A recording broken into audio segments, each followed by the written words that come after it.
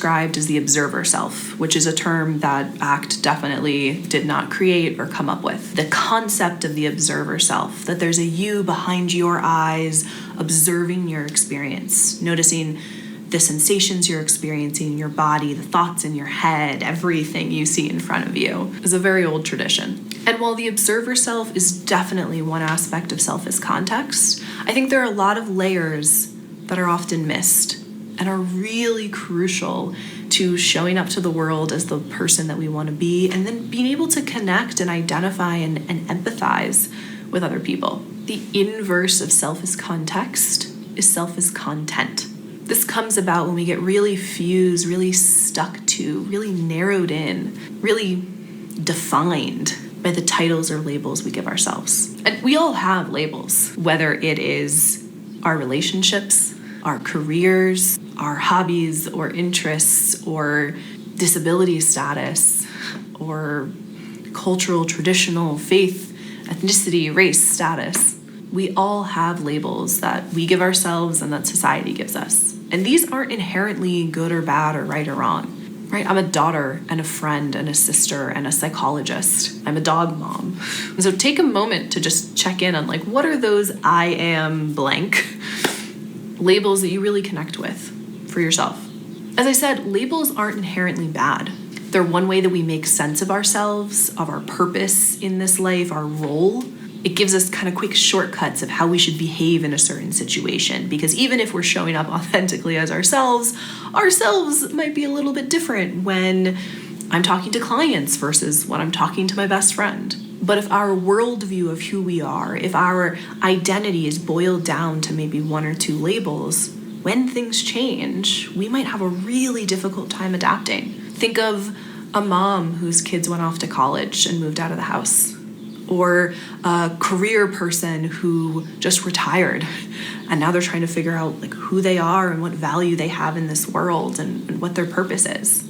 When we identify with a certain label and that label is no longer available to us or doesn't fit us anymore, if that is who we are, if we conceptualize ourselves as this identity or this label, we might feel absolutely empty or worthless or purposeless when that label's gone.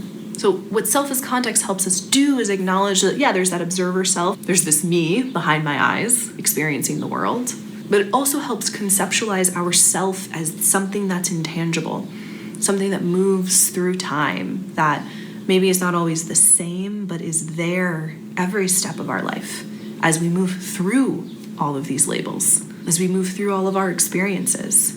And if we pull in the present moment awareness, we pull in the values, it gives us an idea of who that I is, right? I am here now, and I'm choosing to show up in the world that's consistent with the type of person that I want to be and what's important to me. And just like this moment might change and these values might change, it's still a more stable way of viewing ourselves and allowing ourselves to flexibly adapt to the world, because it's always changing. But here's the fun part. The I perspective isn't the only one. There's this cool thing called deictic frames.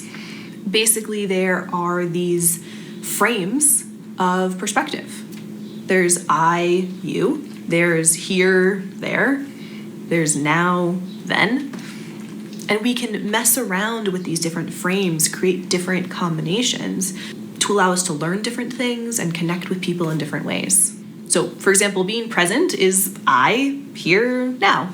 If we're reflecting on our past and who we were when we were younger, showing kindness to our younger self or empathy or understanding, that might be I, there, then. If we're trying to understand another person's perspective, it's you, here, now, or you, there, then. And the more we begin to practice kind of taking our eyes, the person behind our eyes, and just placing them in different times and spaces and people, the better we get at empathizing with other people, the easier it is to show kindness to ourselves, because it's almost always easier to show kindness to our younger selves, who was maybe more innocent, in need of protecting, than the person, the fully grown adult that we are today. So this is such an underutilized tool for developing perspective taking and empathy. We can understand our own experience in this moment, but then we can explore our experience across time, as well as other people's experiences.